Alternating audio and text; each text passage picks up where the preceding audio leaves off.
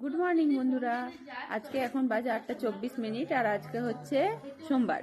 তো আজকে আমরা এখন বেরিয়ে যাচ্ছি বোলপুর থেকে, দুবরাজপুর থেকে বোলপুর চলে যাচ্ছি। আর বোলপুরে আছে আমাদের আজকে একটা ছোটখাটো পিকনিক, আমাদের ভাই বোনেরা মিলে। তো দেখো, এই দেখো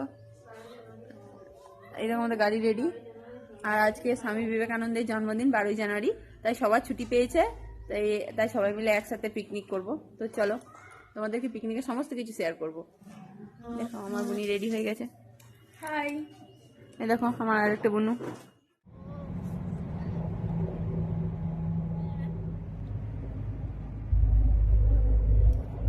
আমরা এখন পিকনিক স্পটে পৌঁছে গিয়েছি। আর আমরা করছি কঙ্কালীতলা থেকে কিছুটা সরে পিকনিক করছি। এখানে অনেক সময় পিকনিক করছে। তো দেখো আমাদের এখনো সবাই এসে পৌঁছায়নি, কারণ অনেক মানে আমাদের যে সবাই মিলে করবো তারা অনেক অনেক দূর থেকে আসছে। যেমন আমার পিসির ছেলে, ও আসছে বর্ধমান থেকে, বাকি আর একটা ভাই এসেছে, ও দুর্গাপুর থেকে এসেছে, ও চলে এসেছে আমাদের সাথে।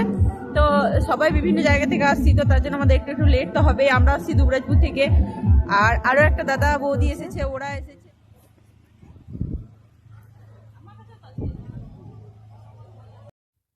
এই দেখো আমাদের এখন লুচি ভাজা চলছে, আর লুচির লইগুলো ঘুরিয়ে দিচ্ছে আমাদের মঙ্গল কাকু। তো মঙ্গল কাকু ওদের একা হাতে করতে অসুবিধা হচ্ছে, তাই ওদেরকে হেল্প করতে চলে গিয়েছে মঙ্গল কাকু। লুচি ছাকা প্রায় হয়ে গেছে, তারপর আমরা খেতে বসে পড়েছিলাম। আর আমার ভাই ভিডিও করে দিচ্ছিল। তো সবাই একসাথে খেতে বসতে পারিনি, কারণ তখন বিভিন্ন জায়গায় ছিলাম, তাই সবাই খেতে বসতে পারিনি। আমরা যে কজন ছিলাম সেই কজনই বসে পড়েছিলাম, পরে ওরা বসেছিল আবার। তো এই দেখো আমার বর আমাদের সবাইকে মিষ্টি দিয়ে দিচ্ছে, আর এটা আমার দেওর সবাইকে চপ দিয়ে দিল। তারপর আমরা চলে গিয়েছিলাম এই পার্কটাতে ঘুরতে। এই পার্কটার ভিডিও তোমাদের সাথে আগেও শেয়ার করেছি, কিন্তু সেরকমভাবে আমার কখনোই শেয়ার করা হয়নি, কারণ আমি কখনোই সেরকমভাবে ভিডিও করিনি। যতবারই গিয়েছি খুব তাড়াহুড়োর মধ্যে গিয়েছি, আবার তাড়াহুড়োর মধ্যেই চলে এসেছি।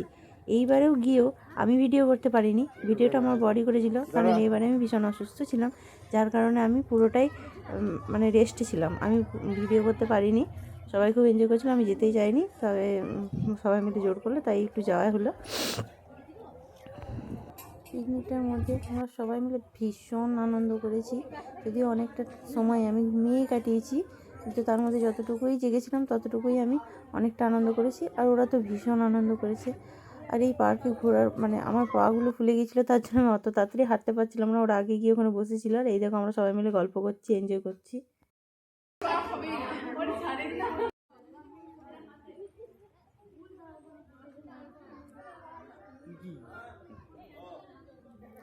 যারা যারা কঙ্কালী মায়ের মন্দিরে ঘুরতে আসবে বা মাকে পুজো দিতে আসবে, তারা অবশ্যই পারলে এই পার্কটিতে একবার ঘুরে যাবে। এটি পার্ক বলা চলে না, এটি হলো মাটির সৃষ্টি প্রকল্প। তো জায়গাটি এত সুন্দরভাবে ডেকোরেশন করা আছে, এত সুন্দরভাবে সাজানো আছে যে দারুণ দারুণ জায়গাটি দেখার মতো। দেখো কত গাছগুলো কত সুন্দরভাবে কেটেছে, দেখো কি সুন্দর। সব জায়গাতেই পার্ক মানে তো তাই সাজানো গোছানো, তবে এইখানটা এই জায়গাটাও খুব সুন্দর। আর এখানে মানে দেখতে গেলে এমন কিছু টাকাও লাগে না, 10 টাকা করে লাগে। তো যাই হোক, খুব ভালো লেগেছে জায়গাটা আমাদের।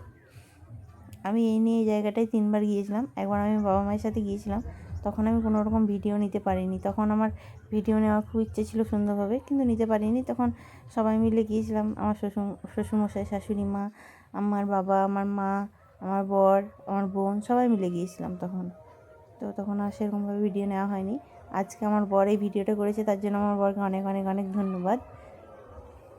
আর আমার বরই আমার ভিডিও সবই আমার বর করে, আমি কোনোটাই করি না। এবার আমাদের খাওয়ার সময় হয়ে গেছে, কিন্তু এই খাবারটা যখন দেওয়া হচ্ছে তখন বাজছে প্রায় 4টা। আর আমি আর আমার বর 3:30টার সময় খেয়ে নিয়েছিলাম, কারণ আমি অতটা লেটে খাই না। এমনিতে অসুস্থ ছিলাম বলে একটু তাড়াতাড়ি খাওয়ার জন্য আমি এদের সাথে খেতে পারিনি। আমি আর আমার বর একটু আগে খেয়ে নিয়েছিলাম, তারপর আমার বর আবার সবাইকে দিয়ে দিচ্ছে খাবারগুলো। এরা খেতে ব্যস্ত, আর আমি ওদের ফটো আর ভিডিও করতে ব্যস্ত। তার মাঝখানে আমার শরীরটা খুব অসুস্থ ছিল, তাই একবার নিজের মুখটাও দেখিয়ে নিলাম যে ওরা সবাই একসাথে খাচ্ছে, কিন্তু আমি খেতে পাচ্ছি না। তারপর সব কিছু শেষ করে সবাইকে বিদায় জানিয়ে চলে এলাম বাড়ির দিকে। আর এই দেখো আমাদের বোলপুর বাজারটা সন্ধ্যাবেলায় কী সুন্দর লাগছে। তার মধ্যেখানে রাস্তায় আস্তে আস্তে আমরা দেখতে পেয়ে গেলাম, এটাকে কী নাচ বলে, বাহা বাহা বাহা নাচ, মানে বাহা বলে একটা সিরিয়াল হতো আগে, ওই কথাটা আমার খুব মনে পড়ে গেল। ইষ্টি কুটুম সিরিয়ালটা হতো। তো এটা আদিবাসীদের নাচ, ওদের কি পুজো আছে বললে একটা, তো সেই জন্য ওরা ওখানে চাঁদা নিল। আর আমরা এই নাচটা একটু দেখলাম, তারপর সবাইকে টাটা করে বাড়ি চলে এলাম। তো চলো, গুড নাইট আজকের মতো।